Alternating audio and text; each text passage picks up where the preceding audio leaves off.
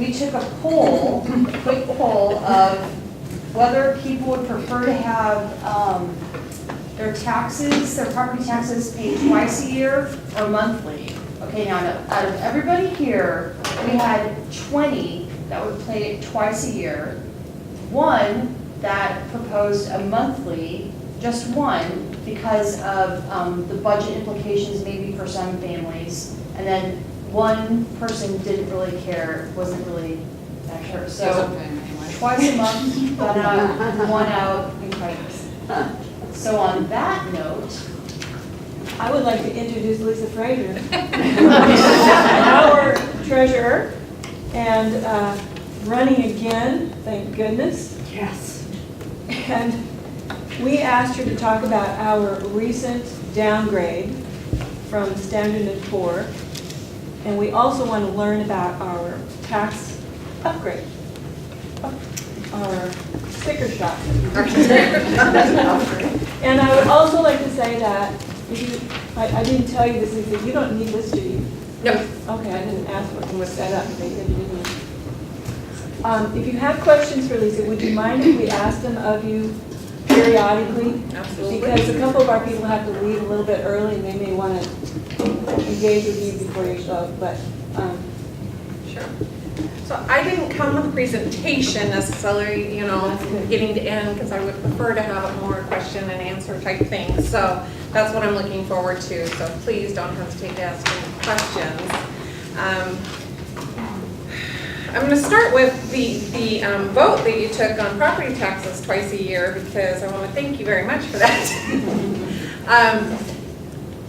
And that is geared towards the fact that tax bonds, when we sell bonds and how our credit rating affects that, are always due in June and December of each year. So to go to a property tax collection monthly would impact the amounts of monies, the large amounts of monies that we needed at any given time in June and December. So changing that is difficult. There's a big push for that, and I can definitely understand why. And the legislature has made some concessions that will allow the treasurer's offices to accept payment plans that, you know, a taxpayer can enter into and make a monthly type escrow payment to us. And then they're applied twice a year in April and October. So we do have that available to taxpayers if they're interested in that. It can be debited directly from your account on the 15th of each month, or if that doesn't work for you, you can send in a normal payment. It's a very manual process for our office to do that. We have an escrow company basically for property tax payments, and with 2 less staff, we're struggling with that right now. But the options are out there. I don't think we widely enough advertise it just because of the staffing issue. But anybody who finds that they're having troubles making a property tax payment, we're always happy to make sure that they know that those things are there for them. So they're there. So I don't think that's going to change anytime soon. The twice a year due date. There's certainly nothing that says you have to wait till April 30th or October 31st to pay your taxes, but they do become delinquent after those dates, so you want to make sure that they are paid by then. But there's certainly nothing that says you have to wait to pay them until then. It's certainly your choice. So let's talk about the county's credit rating. So in October of 2017, we started down the path of trying to refinance some debt for the county. There were 2 bonds that we were looking to refinance. One was for North Bay Case Inlet, a utility bond, and the other one was for the Mason County General debt. That second piece was actually not callable until May of 2018. So what we would have been doing is an advanced refunding on that portion of it. sorry Lisa, can you back up to that? Sure. The second one, I'm not sure if I understand. So when we sell bonds, they have maturity dates, and so you can't refinance them before certain dates, and usually they're about 10 years out, so you can call and refinance them earlier or on a certain date. Okay, so what is For a the call? second set of bonds, they were not callable. We could not refinance them technically until May of 2018. There's this little section in the law that says you can do an advance refunding where you don't really call those until May when they're callable, but the money's held in escrow for you to do that, and the savings comes earlier when you refinance. Okay, so can you explain really simply, quickly, if you can, the process by which you buy the bonds to finance our, what happens to our tax money? I pay you $2,000 in April. What happens to my money then? So the money that you pay in property taxes, technically none of it is going to bond payments at this point because the county has guaranteed those bonds with other funds. So the money you pay us is going to each of the taxing districts in which you live, and it goes to pay their budgeted expenditures for the year. Okay. So it could, there are two types of bonds. There's limited tax obligation bonds, which is what these are, and they are general county money. So there's no specific levy set for these. And then there's voted general obligation bonds that we would go out to the taxpayers and say, we need to borrow this much money to pay for this project. Are you willing to have us levy you more tax dollars to go pay that debt off? Just like the school bonds. So they go out to the public and they say, this is what we want to do. Are you willing to pay for that? And then there would be a taxable amount on your tax statement that would directly go to pay those bonds off. What we're talking about here, the county doesn't have any of those taxable bonds. All of ours are general in nature, and they just come from the general pot of current expense money, if that's where they're guaranteed from. In our case, it's either guaranteed by the utility rates, or it's guaranteed by the REIT fund, the real estate excise tax funds for capital improvements. So right now, the general fund is not being used to pay any of the debts on the bonds that we have outstanding here. So there were two bonds that were feasible in what the interest rate savings would be for us to go out and look to see if we could refinance them. That process requires that you get a credit rating for the county. So a Standard & Poor's, there's Fitch, and Moody's. There's generally 3 rating companies, and they take a look at the position statement that the county puts together. So we take everything from our annual financial statement. We look at the economics going on in the county. We put this big paper together so that bond buyers know exactly what the county's financial condition is and what it is they would be buying. From that, that's presented to one of the 3 rating companies. We've always used Standard & Poor's. We talked about possibly changing, but we didn't see any good reason reason to. In fact, we thought it could possibly lower the expectations because we were out shopping for rates. And you don't want to do that. And they all follow the same standards. So we met with Standard & Poor and went over the financial statements, the position statements for the county. They came back to us with their rating. We expected that our rating would be lower. That wasn't a surprise to us. I think there were a few surprises in here, but we weren't surprised because we knew the county's cash balance was considerably lower than when we had last asked for a bond rating, and we felt that that would be negative in their eyes.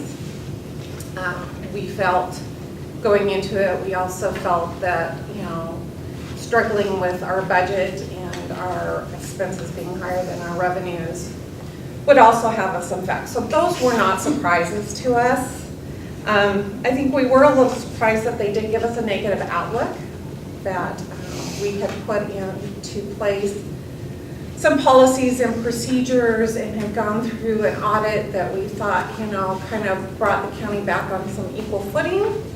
And so we thought, yes, we were lower, but we had put some things in place that might offset what they were considering as a downgrade. So we were surprised that we had a negative outlook. I think the downgrade from, a double A minus to an A plus, and a triple A obviously is the best, didn't surprise us, but the negative outlook did. And so we have, some work to do at the county in order to bring that up. When was the last time you asked, you refinanced? We didn't refinance, but we did a bond in 2015. So in 2015, correct. Your cash balance was really quite healthy. In 2015, our cash balance was really quite healthy, yes. In 2015, was $7.2 million. And in 2016, at the end of 2016, it was 3.5 million. It was a huge jump. What happened? 7.2 to 3.5 in a year. In a year. Are there reasons why that happens? There's lots of reasons why. There were some one-time costs that were built into that. And the board, the county commissioners, made a decision to balance the budget using ending fund cash. So they made a conscious decision to use that money. And that also is a fine line. Because if you're sitting on a pot of money, the taxpayers are wondering why they're not doing more. And if you don't have enough money, they're wondering why you're not doing more. So it's hard. So the recommendation for an ending fund cash balance is 2 to 3 months of expenditures, which for the county is about $6 million, $5 to $6 million. We had always been working kind of on a percentage rate. We had our old policy was 9 to 12% of the prior year's expenditures, and the new is 12 to 15%. In working towards getting that increase, we did pass that new reserve and contingency policy, but it's going to take the county some time to get that cash back up. So in 2017, we ended with a cash balance of 4.1 million. And that put us in the 11% range under our old policy, and put that in the 12% range in our new policy. So we still have a ways to go. And 4.1 million is just not quite enough. So it needs to be about $5 or $6 million. So our credit's been downgraded. What that means on a daily basis really is nothing. It really means that if we need to go sell bonds again, you have to do this every time.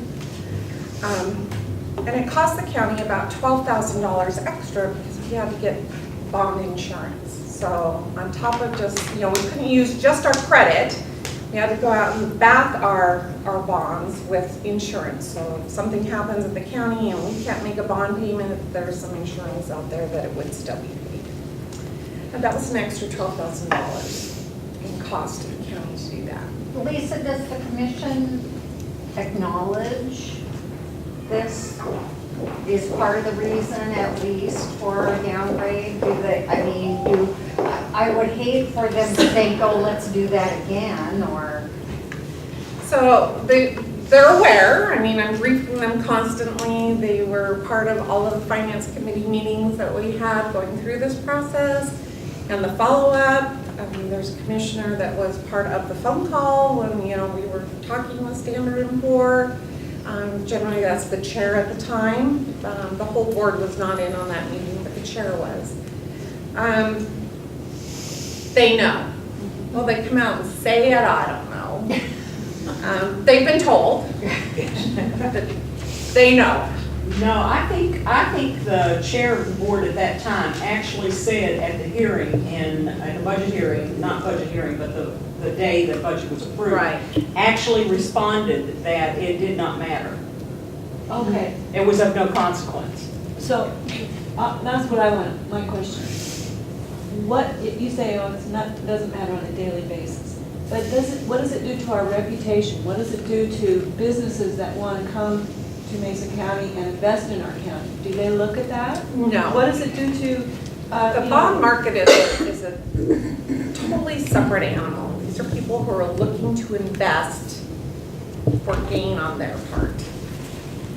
So, and it's specific to the bond that you're selling at that point in time. Do they want to invest in it at that time?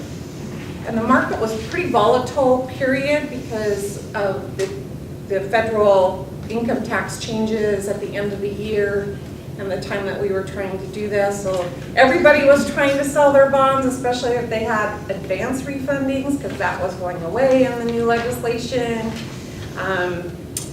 And there were some other taxable things that would affect them. So it was a very volatile market at the same time that we were trying to do this. So it did impact us on this specific bond. But each time we go out, we have to get a new credit rating. So if we were trying to sell bonds again, if things hadn't improved, or if they come back and say, you haven't taken enough, you haven't raised, you haven't brought your reserves up to the point that they should be yet, they can, lower it. But on a day-to-day basis, that doesn't affect the businesses who want to come in and build in Mason County or work in Mason County. This is a separate animal in that it's those corporations, big corporations, or companies out there who are investing for a financial gain on their side. They're willing to take a chance on lending us their money, and that sort of thing. How do we compare with other counties around, say, Cowlitz, Grays Harbor, Jefferson? You know what, I didn't do that comparison with our rating because I don't know the last time they sold bonds. The information used to be out there quite easily to get and it's not anymore, so I'd have to go look. But I didn't do that analysis. So I have a question. Does it affect the interest rate, your rating, does it affect the interest rate you're having to offer on your bond? It does. It does. By how, significantly? So, What are the interest rates? I mean, interest rates have been really low, but now they're kind of going up again. right, so we were able to refinance at a really good rate. Like, So in about 3.5% to 3.8%. So and that is lower than what they were originally sold at. So that's where the savings comes in. So we were still able to get an interest rate. If we were to sell bonds again, because the interest rates are climbing, we could expect interest rates at a higher rate, for sure. So does this welfare sewer system play into this in some way? So it's one of the considerations that Standard & Poor's took into consideration. That's one of the things that, we have to, provide, that it is running in the negative. We also said the general fund, for which we are backing these new bonds, is not paying for that. But it is, yes. So is that all settled? Is that all settled there? Or is that going to continue to be drawing the REIT dollars that could have gone to the parks? It's going to continue, those dollars are going to continue to go to the welfare sewer Yes. system? Yes. And there's no plan in place to, I have seen no formal planning. this, To equal it out? or- it's running in the red by quite a bit. About $400,000 to $500,000 a year right now. Yeah, so that's a drain on the dollars that could be going to other areas, like it used to be back in the day before the welfare sewer system. Those dollars for the REIT taxes were going to parks or something else, but now those dollars are just heading up to welfare to pay for A that portion sewer of those system. dollars, yes, are budgeted to support. Does this affect any of the junior tax districts when No, it does Mason not. County? It does not affect anybody else? Patty has a comment. Wouldn't, if they managed to put into place the plan to connect the Belfair sewer up to Kitsap, the airport, the port up there, that would mitigate the problem, would it not? Or would it? Until I see a whole plan, I don't know. Obviously, it takes money to build that. Where is that money coming from? How much is the county going to have to find or be responsible for paying in getting that done? Is all the money gonna be grant money from this? I mean, honestly, I don't know the answer to that question. The problem with Belfair is it takes money to fix it and we don't have any. So we need more connections. We need people, you know, hooked up to the sewer and paying their connection fees and their monthly utility fees. The system is such that it was so expensive to build and it's so big that there's just not enough connections to support it. Are there? I think, sorry, a good step forward is connecting definitely to the Bremerton Airport. Again, I haven't seen any formal plans. I don't know what their plan is. I haven't heard that they're need to borrow any money or come up with any money for that right now. You know, we've talked, most of our conversations have been around how do we lessen the impact of the debt that they currently have, and not necessarily where we're going to get the money to do more. So, Do we have to subsidize any other sewer systems in the county? Do we, other taxpayers, have to subsidize? I don't know how to answer that question. Well, you have other sewer systems that are throughout the county. So I don't believe so. I mean, there are issues with Russellwood being, you know, feasible in itself. It's a very small one. And I know they struggle to keep afloat, but nothing subsidizing them at this point. There's no REIT monies going to them. I have two questions. In the letter that Standard & Poor wrote to you, they said, in addition, the county made, they were talking about the 2016 budget. In addition, the county made a $1.2 million payment from the general fund to settle an outstanding dispute over construction costs from an earlier project in the county's Belfair wastewater system. So that dispute is settled? That dispute is settled. What exactly was that? I can't answer your question. I was not part of it. I don't know.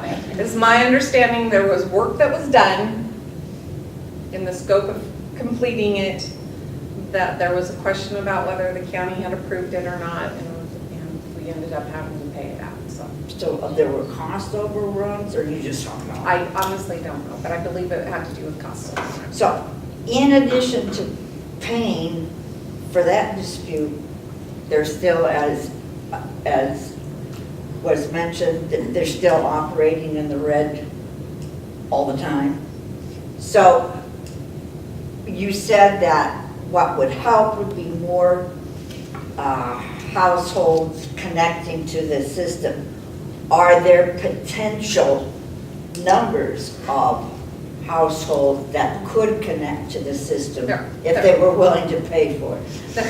There were several phases. There was 3 phases, I believe, that were originally planned for. Phase 1 was the only one that's done, so there's a couple more phases out there.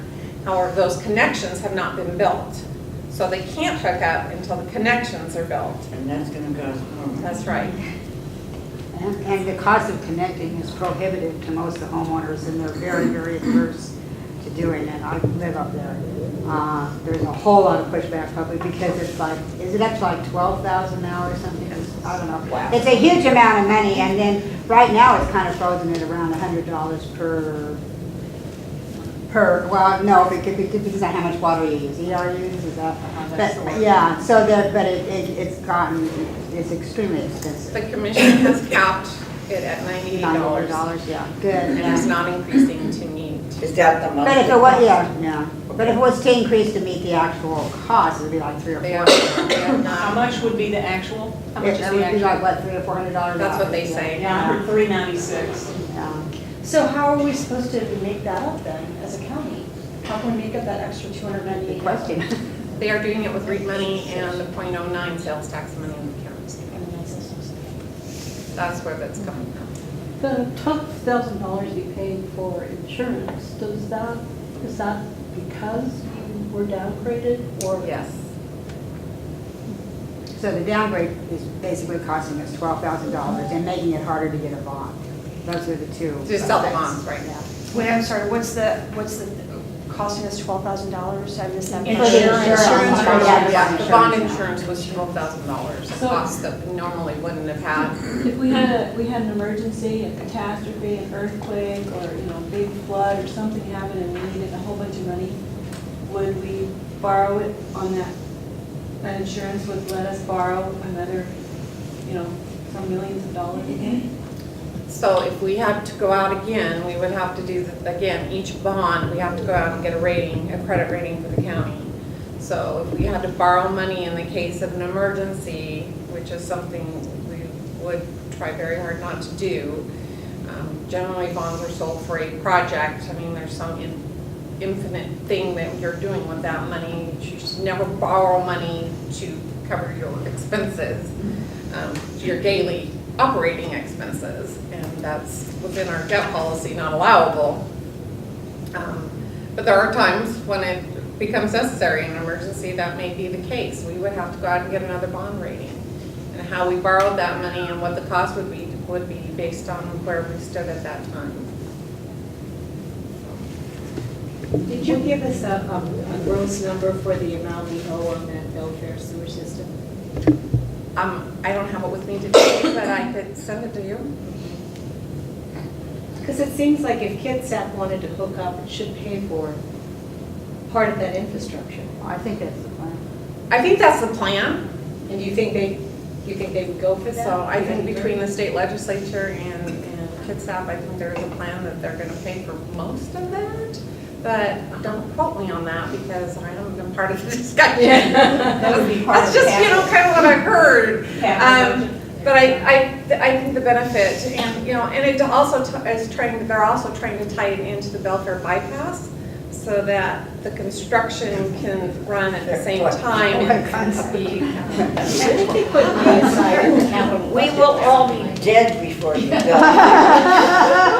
We got a wake-up call when I-5 was closed for a while, so it sounds like it might be moving forward a little faster than it did. But there's so many moving parts, but that's kind of, some of the things that I've heard. And I'm not an expert on it at all, so, I really honestly don't have a good picture of where it is they're going right now, but those are some things. So what's the timetable on that project? Is it meant to end ever? I honestly. I could give you an example though. In 2005, when I came, there had been I think they were in their second study. And 2015, but they planned to be completed within 10 years. In 2015, we had somebody from the county come and talk to us about the Belfair bypass project. And first part of it was they were starting a new study. So that's when I realized I won't be around to see it. The first discussions were in 1970 something. Yeah. 2005, that's recent history. We still had our hopes up. So I do want to point out that also in the letter from S&P, there were some good points. I mean, they did talk about the fact that, we had taken some initiative prior to this and getting some, some things passed and moving forward. I think it was a good thing. So they did have some good things to say about us. I don't expect a downgrade because we are working, very hard to make sure that doesn't happen. I'm going to keep my eye on it for sure. So I'm not expecting, one just to show up out of the blue. I think, we're moving forward positively. But we have work to do. And so right now, I don't know of any plans to try and refinance those bonds that we didn't sell in December. I think the market is such that the interest rates have raised too high that there wouldn't be enough savings for us to do that right now. So we don't have any plans right at the moment to be issuing any bonds in the near future that I'm aware of, unless something comes up with Belfair or something like that. If you were queen of the world, what? I am the queen.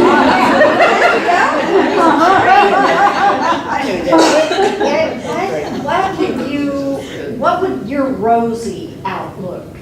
What would the trend look like where the county started pulling out of being such a sad? That's really hard for me to be rosy because, I've been with the treasurer's office for 38 years and it just never seems to get better. It just seems to be, the same struggle all the time. The county needs more revenue in order to do that because when your taxes are capped, when your budget is capped at 1% and your daily expenses, are 3 or 4% annually, you can't continue to make that work without other resources. And it's a struggle to see the counties not being able to have some of the same resources that cities do. We don't have utility taxes, tax for utilities. So they just don't give us those same things. It's also frustrating to see the legislature, we've been advocating to maybe take the 1% and tie it to the cost of living, CPI, some type of thing, so it's individual county by county, so that not one size fits all, it just does not. But we haven't been able to get anywhere. So more residents, more business, more tourism, what? Obviously, because I'm looking at it from a property tax standpoint or a sales tax standpoint, obviously more business within the county is always important. But your growth generally happens in cities and urban areas. So, they're gonna see more of that than maybe the county would. Mason County with just one city, and having Belfair, when is Belfair going to incorporate themselves? When the sewer gets done. Will the county be losing some tax base in the future? Will the city continue to annex property into the city as it gets bigger in the urban growth area? So the county, will lose tax dollars in that way if, but obviously housing sales, new houses, new construction is very important. Businesses are very important. What's happening with Shelton Hills? Is that going to help you? I don't know. Not in our life. Is that like? Depends on who you ask. I'm looking for a ray of sunshine. I know. Again, that's in the Shelton city limits. So, that's going to help the city of Shelton. That's not going to help the county. So what happens to businesses that get established in the UGA? Do their revenue, or do they get taxed by the city, the county? How does that work? Currently, it depends on whether the city has annexed that into the city limits or if it's in the county's UGA. Right now, it'll be going to the county. But there's more likelihood if businesses built in that area, if they did build in that area, the city would want to annex.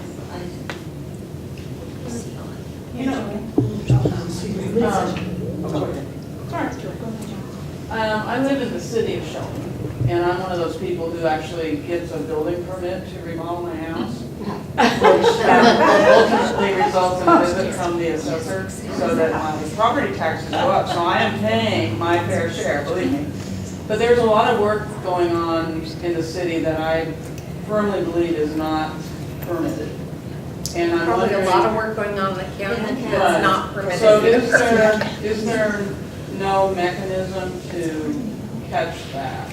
Or The only way that that's really caught is so now that we're on an annual recycle value and that's done by, metrics and stuff like that, and the assessor's only visiting a certain area once every 6 years, they're only catching that when they're out there in that area. So, and before, it was every 4 years. So I don't know that you're gonna catch much of that.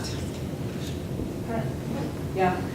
So during the budget hearings, there was often talk about the additional dollars that are going to be needed in 2019. And the number was like 750,000 or something like that because of salary increases. So is there anything going on now within the county to figure out how that's going to work, other than, you know, running a lift again? Which seems like it's kind of slow. That's Well, like, you know, that's the problem. And that's been my biggest frustration. We have these conversations, but nothing happens. We have these conversations and nothing happens. And then it's budget time and we have to pass a budget and we don't have any money and they're scrambling to do something, in my opinion, half-assed and not, you know, educationally enough to make, for taxpayers to make an informed decision, and then it doesn't pass and you're stuck with cutting budgets. Does everybody understand what Brenda asked? Does everybody get that? Do you want to ask that one more time? well, It's very important. so when they did the 2018 budget, they knew then, the commissioners knew then, that in 2019, they were going to need somewhere around $750,000 in order just to cover the payroll increases that are going to occur, because there's a lot of union contracts. So they know that at a minimum, they're going to need that much to balance the budget for 2019. And so that's something that early on I thought, well, you know, you could see a lot of talk, or, you know, that something was going to happen, and then it kind of just died. So you, and from 2008, just your office has gone from 10 FTEs, people, down to 7 now. So that's over a 10-year period, from 2008 to 2018. So my question for you, Lisa, is what are the innovative things that you could be doing if you had additional people? Or maybe it's not even innovative, maybe it's just the day-to-day hard work. Yeah, because none of our work went away. Right. So, you know, obviously, technology helps considerably, you know, being able to have information on the website so that people can go there instead of having to call and talk to somebody or come in and talk to somebody is helpful if you're looking for general information. So we're trying to put as much information out there as possible. But we're just managing. So let me talk about what 2018 tax time looked like for me this year. Mother's Day was my first day off in 6 weeks.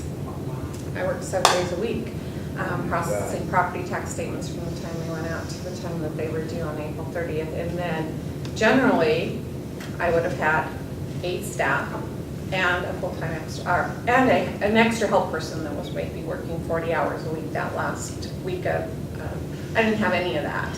So I had to take that on and get that done, because you can't pay my staff overtime. There's no overtime dollars in my budget.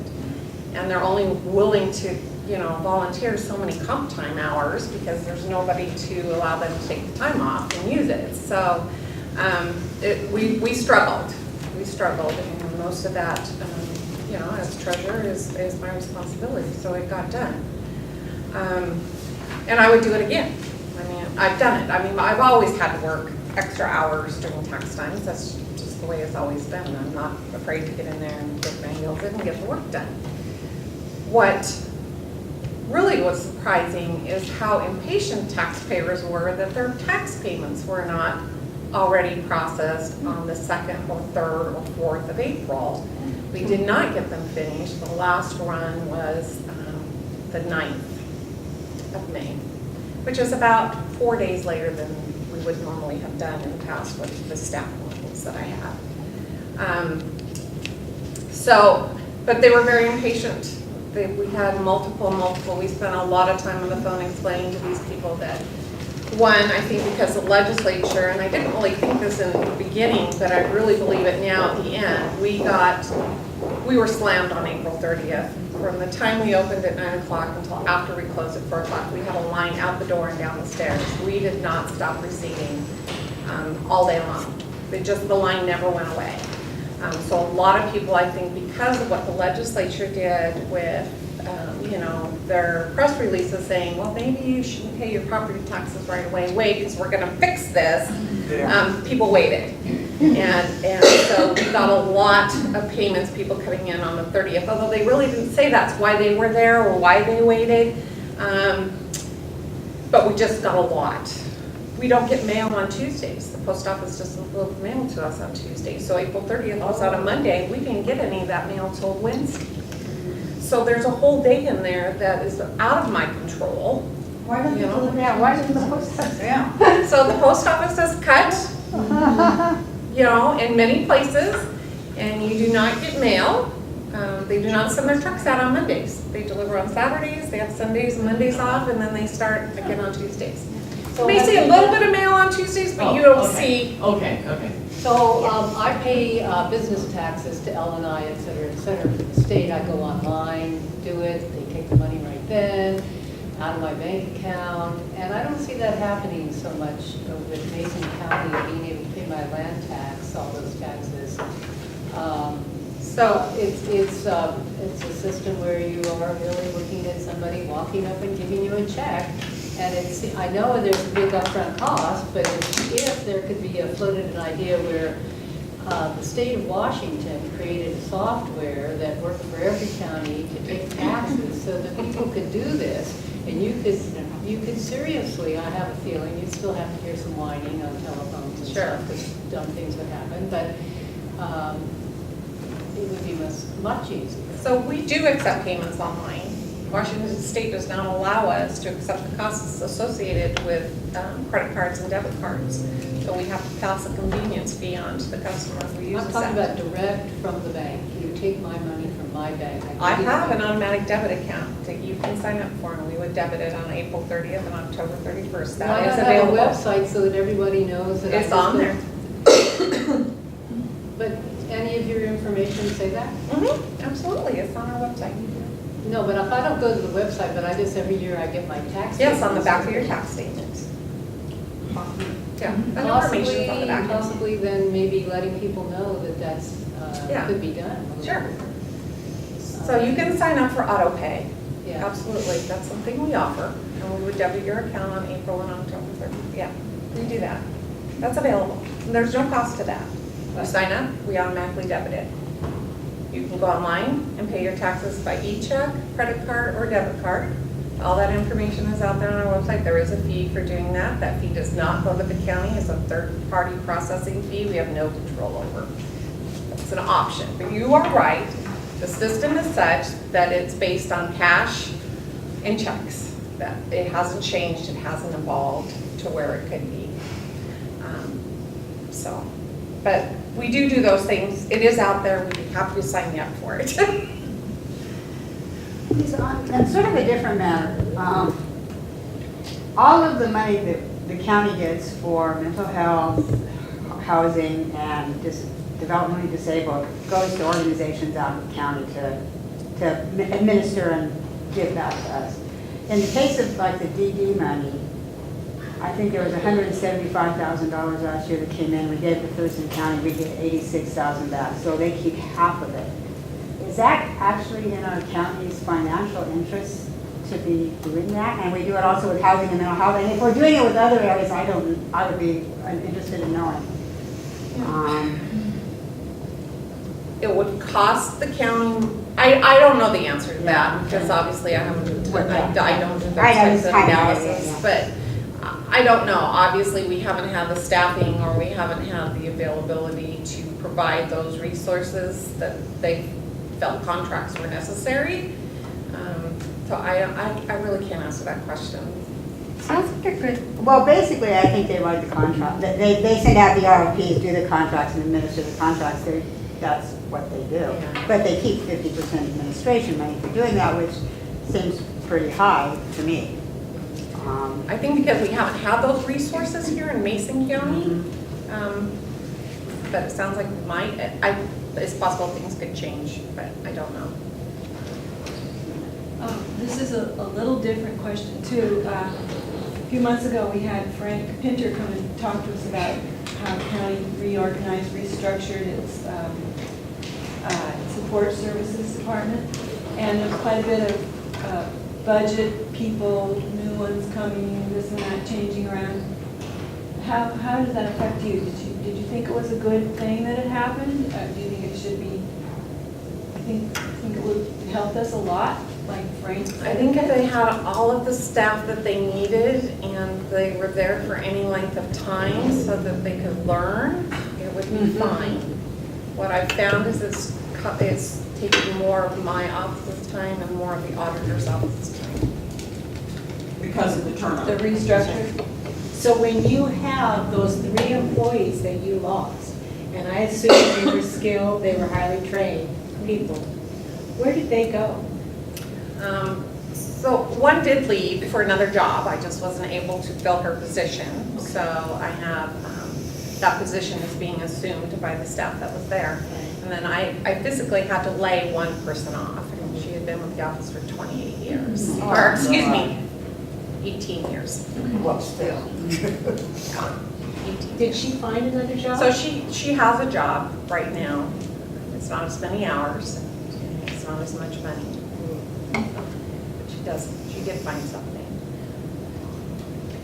So back to this, because you are the main person with the county's money, do they take I mean, I know you give them advice and counsel, but do they, when they restructured, did you have a say in No. it? Did you say, but then of course you didn't get what you wanted, do they not listen to you? Or they not give you an opportunity They to don't, speak? they don't even ask, so it's not something that they would even come to me and ask my opinion on. They work solely for themselves. As an independent, I'm only in charge of the treasurer's office within the county.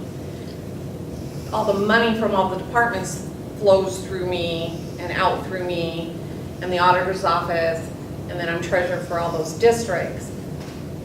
But I really have no authority over the commissioners' decisions. They drive the budget. They make the expenditure decisions. I'm guiding the investments. I'm guiding the debt. I'm guiding, I'm there to make sure all of those pieces are running effectively. But basically, if they decide to do it, I have to make it work. I'm just wondering about, I think the economy's improved, but I'm wondering about default rates on taxes. Is it high in this county, and then are there less foreclosures than there were, or how did that impact the county? So we've actually, so during, this last downturn in the economy, our property tax foreclosures did increase slightly. They did decrease last year, so we are seeing some improvement. We took 28 parcels to sale for 2017, we sold 25 of them. Most of them are vacant pieces of property that really have very little value. We had a lot, this year we had more mobile homes, older mobile home properties with older mobile homes. What we're seeing is people who are deceased, whose families are not willing to take the properties on or take them on an inheritance because there's DSHS liens on them. They've been getting state assistance and there's liens on these properties. So we're seeing those types of properties go to foreclosure and sell because then those liens would be extinguished. So they're like derelict pieces of property with old trailers and, so then what happens to that kind of property? So they go to a new, for the most part, we hope they sell, somebody buys them, and somebody's going to either come in and clean them up and make them profitable or bring some more value to them. I know one of the new owners was tearing the mobile home down right away and replacing it. So, but most of the properties, they may not be buildable. They may be the side of a hill. They may be on North Shore Road that, goes up like this. Yeah. I mean, there's very little value to them. And technically, they probably shouldn't be on the tax rolls at all, but they are.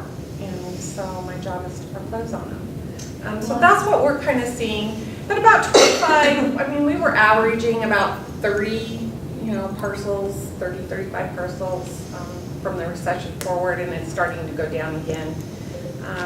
And what we're finding is we have a lot of investors who would just buy anything, and now they're being more selective about what they buy. So more and more, they come to the county.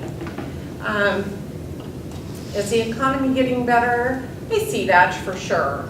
But and we've always averaged about a 98% collection rate in property taxes. So there's just very few people in the scope of 55,000 parcels that are not paying. So. What amazes me is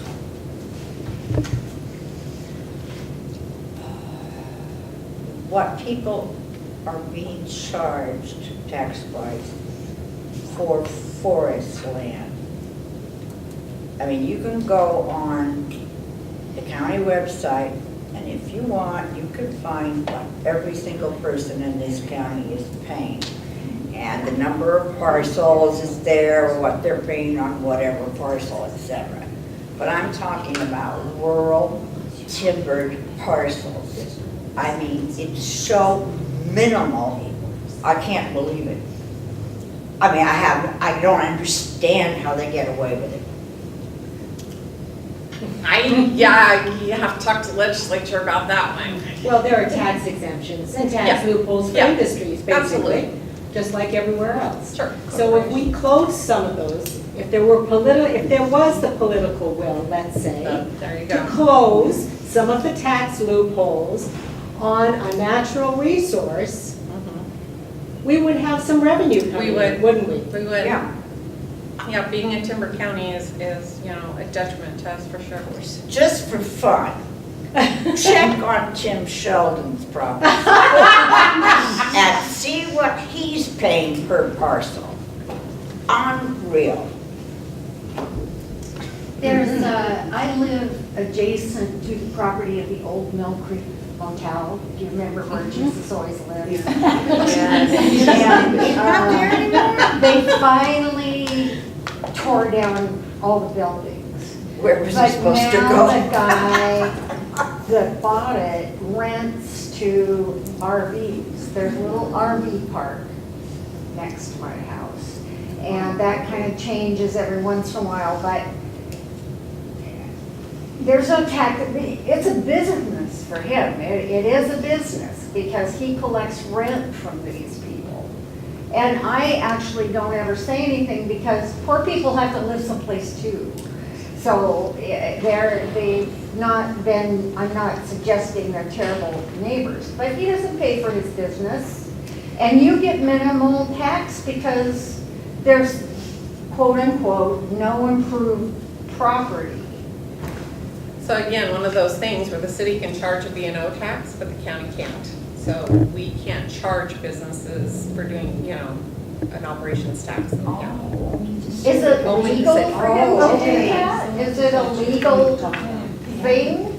Wait, but what about properties that are not within the city limit, that are businesses? They do not pay a B&O tax. They pay Nobody does? They pay taxes to the state of Washington, but they do not pay business taxes to the county. They pay a personal property tax Okay.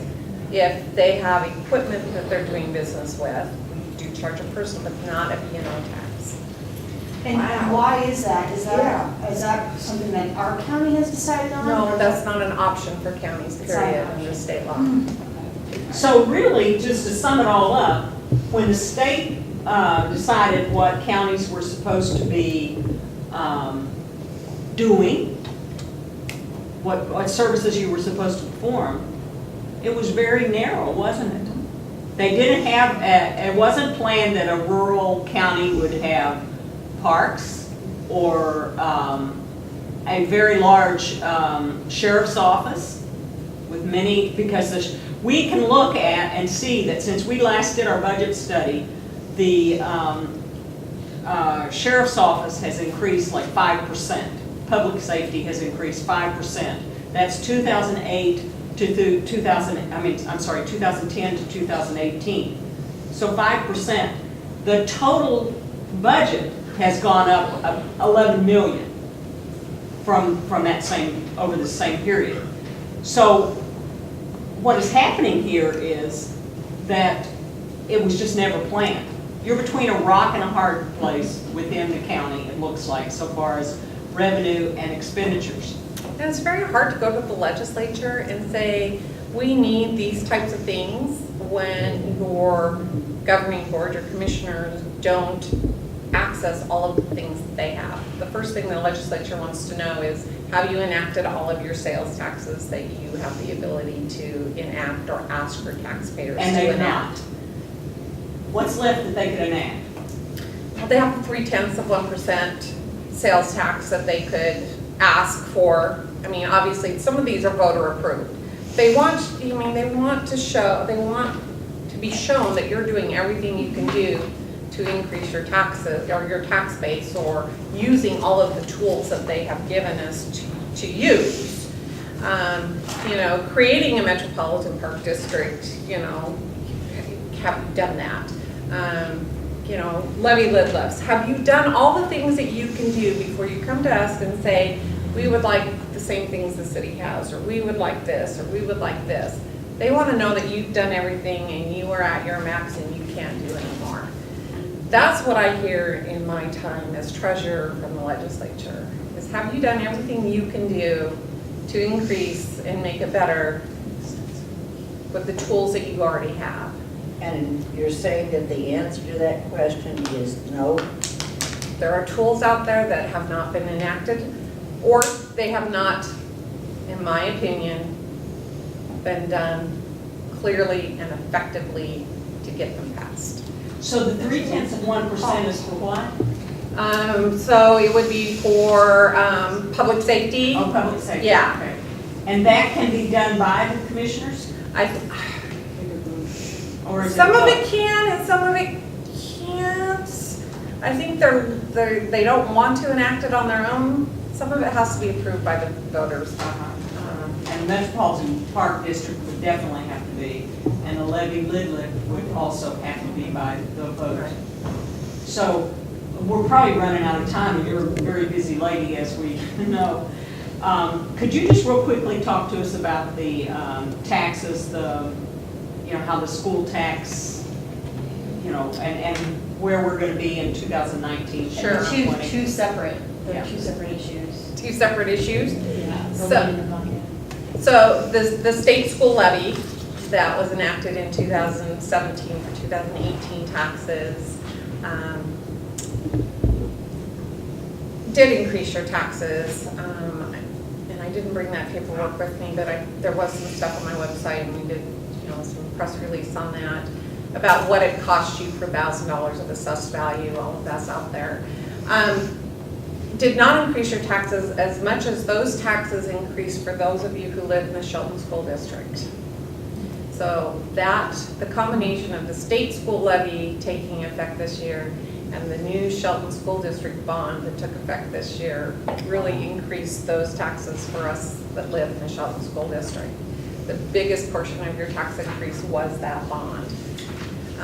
Because one, you're paying on two bonds. The old construction bond hasn't been paid off yet, so you're still paying on that, paying on the new one, and then you have the state schools. So when the legislature realized just how much this new state school levy, Part 2, was going to bring in and how much it was increasing property taxes, and it's different in every county based on your tax rates, I think they were a little surprised, but we tried to tell them that in the beginning.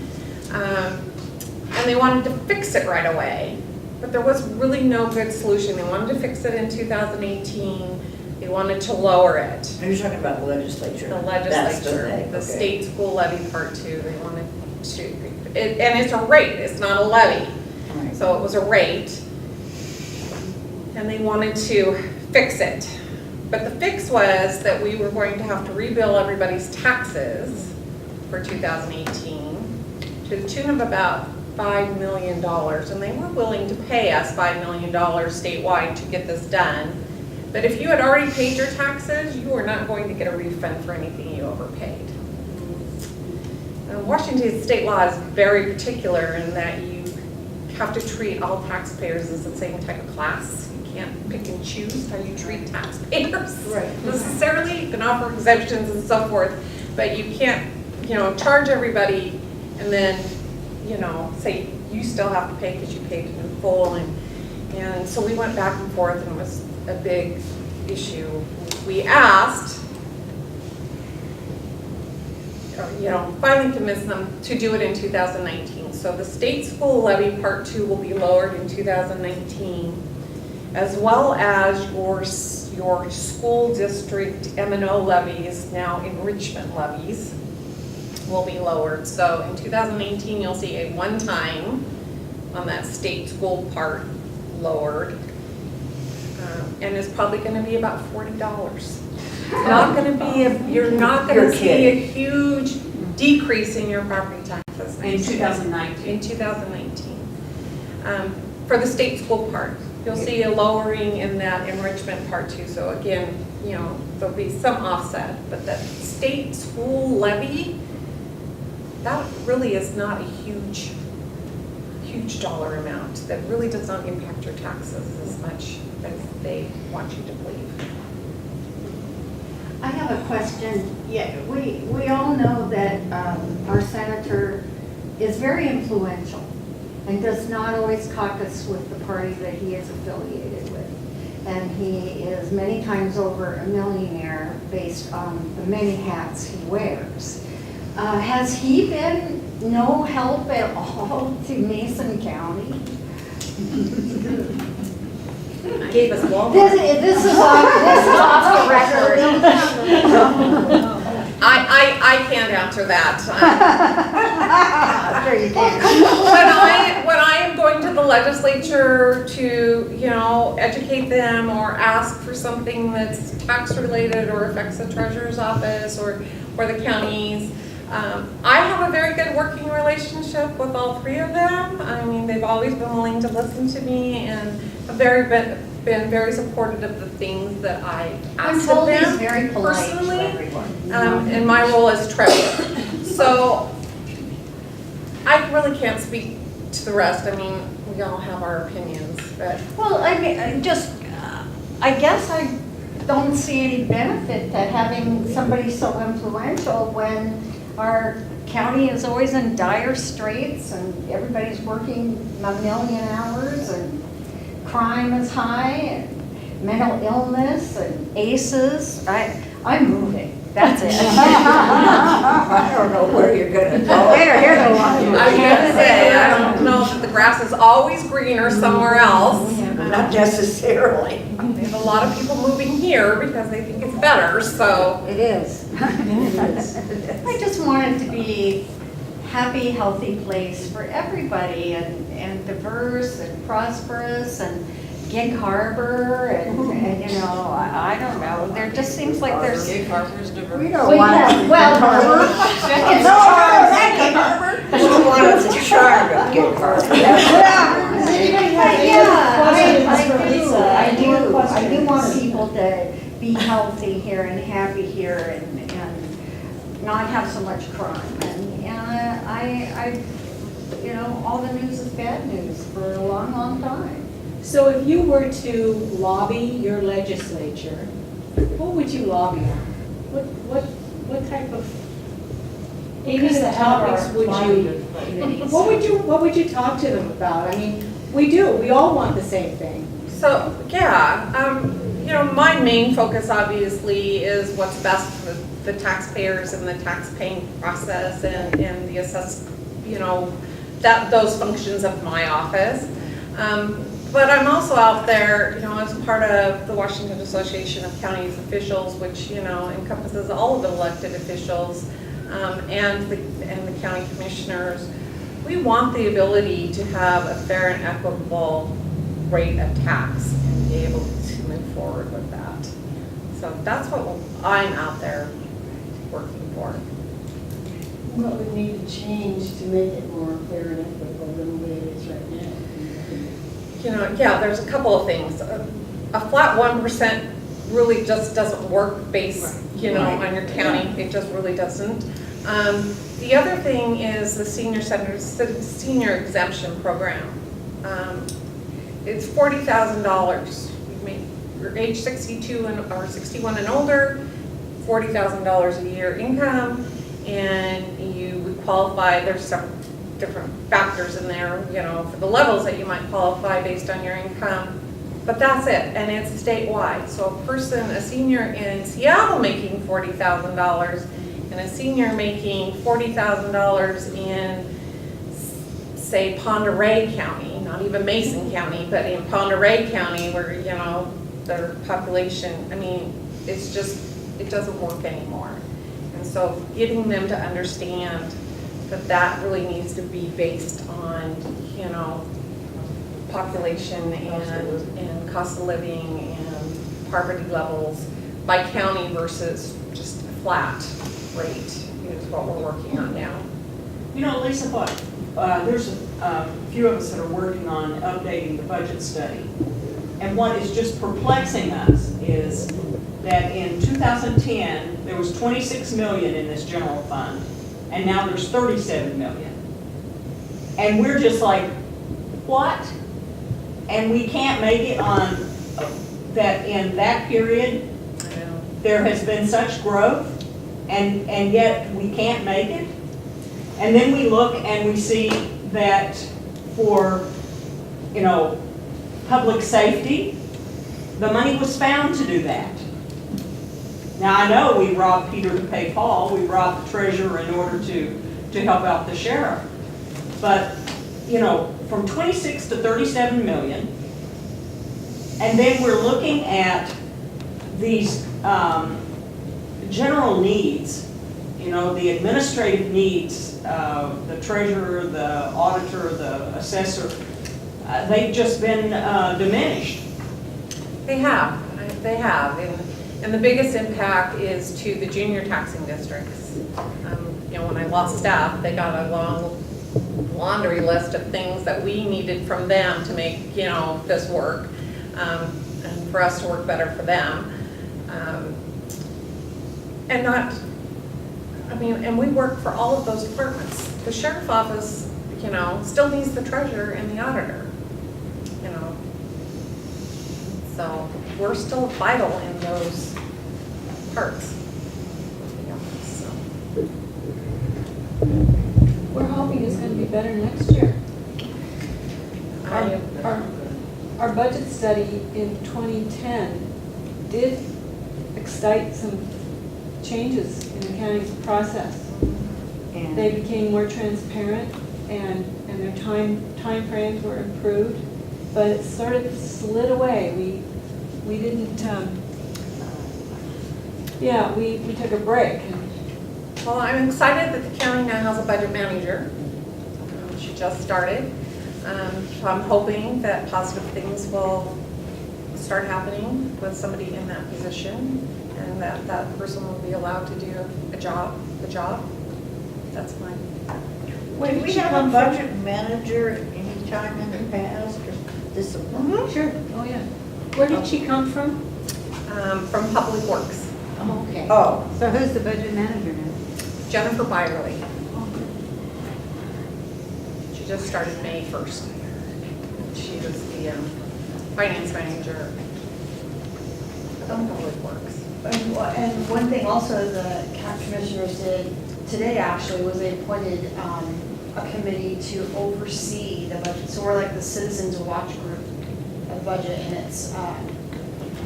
it's me, Tamara Ingleton, Jim Sims.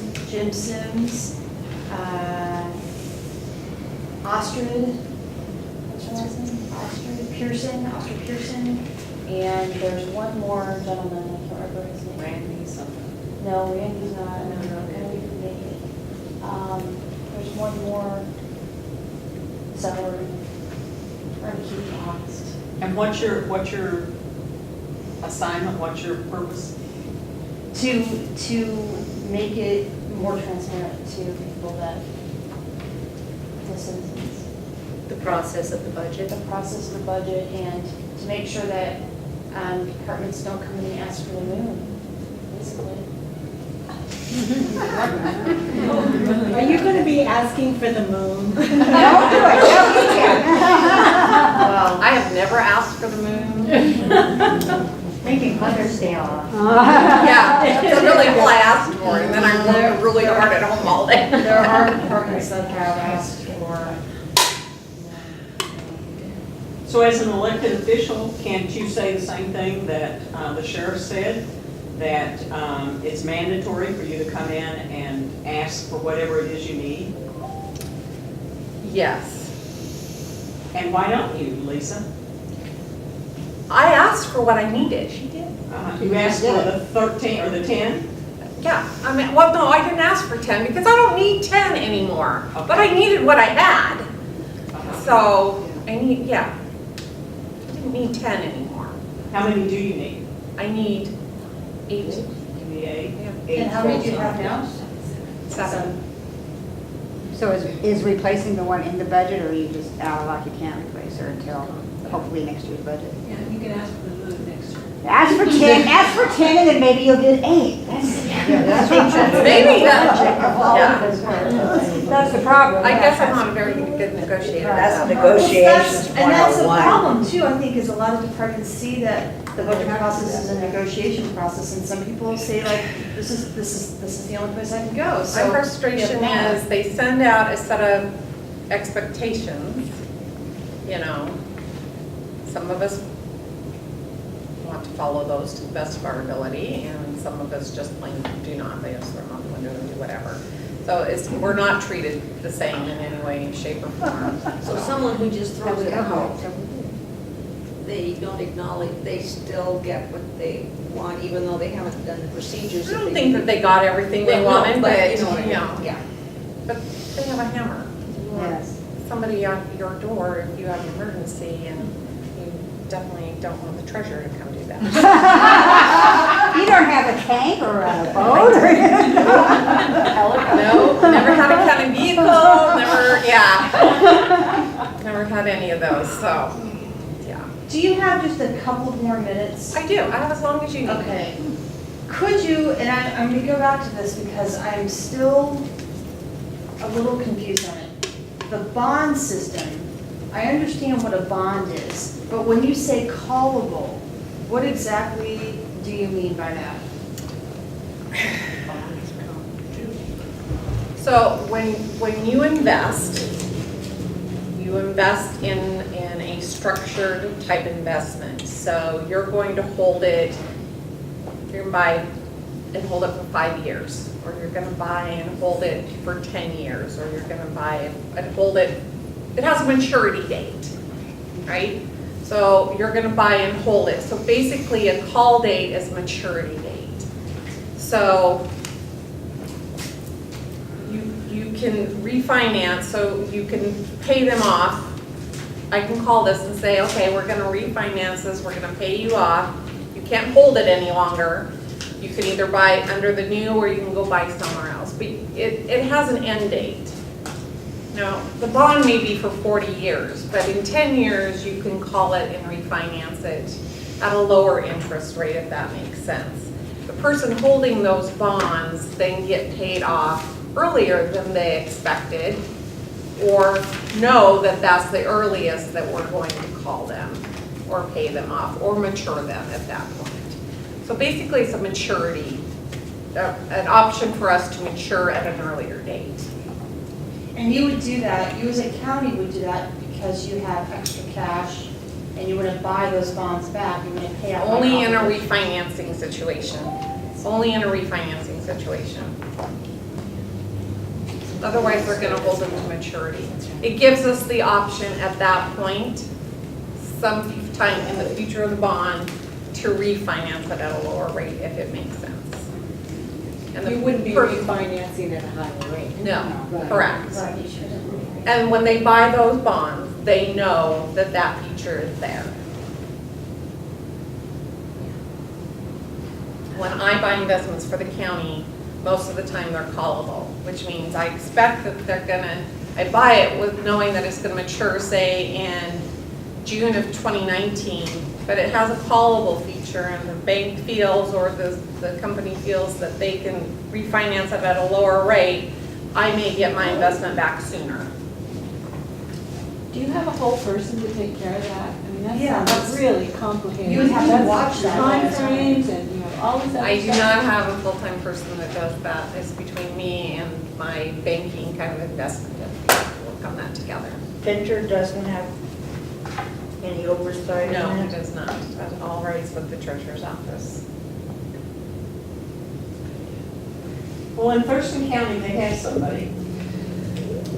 They do. I have a banking investment person.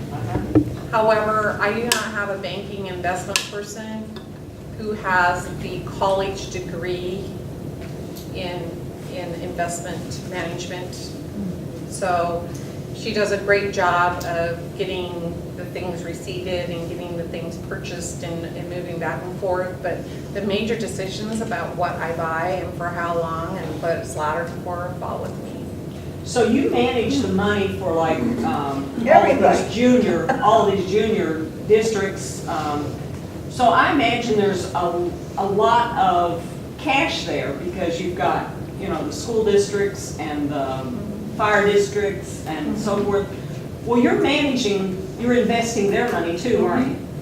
Okay, so do you get a percent of the interest that they earn? Yes. How much do you get? It's 5%, no more than 5%. So even with that, you don't get a break on the people, your staff?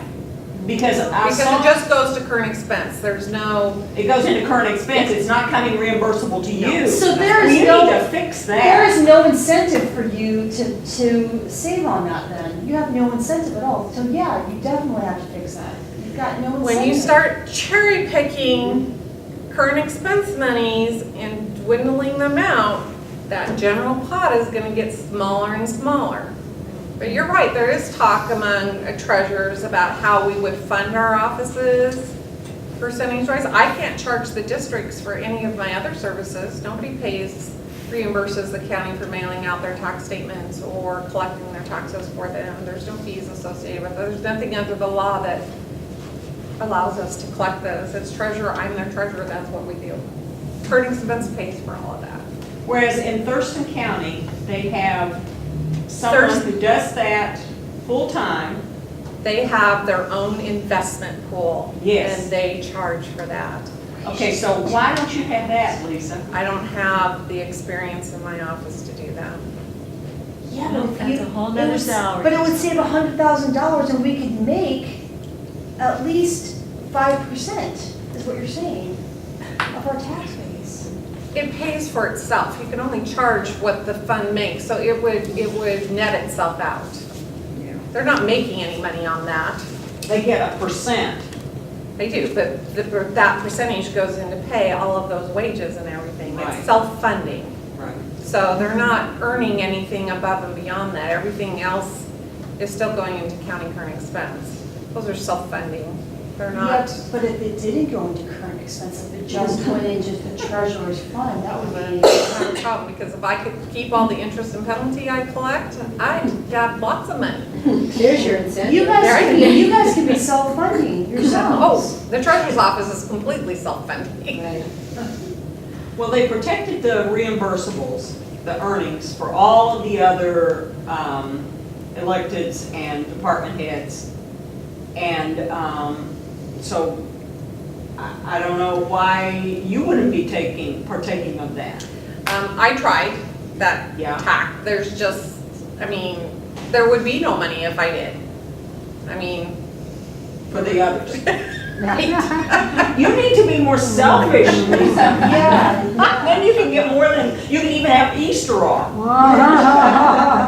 Right? But don't hold out any hope for Thanksgiving. You're right.